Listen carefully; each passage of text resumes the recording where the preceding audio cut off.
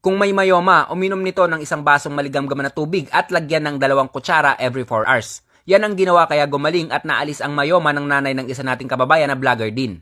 Dumating na sa puntong lumaki ang tiyan ng kanyang ina at nagkulay ube. Makalipas ang 2 linggo, unti-unti niyang nailalabas ang bahagi ng natutunaw na mayoma mula sa kanyang matres. At sa muling pag-check up, tuluyang naging clear at gumaling ang kanyang mayoma. Ito ay isa lamang sa kakayanan ng active charcoal. Lahat ng toxin sa ating katawan ay nagagawa nitong ma-flush out. Wala tayong sapat na oras para talakayin ang mga kakayanan ng active charcoal. Do your own research na din po. Sundan nyo lang po ang ginagawa ko sa video. Ito ay tamang proseso paano gumawa ng active charcoal. Kailangan mo ng uling mula sa puno ng herbal tulad ng nara, bayabas at iba pa. Sa akin ginamit ko uling mula sa baon ng nyog. Kailangan palayok or clay pot ang gagamitin sa pagpapainit ng uling.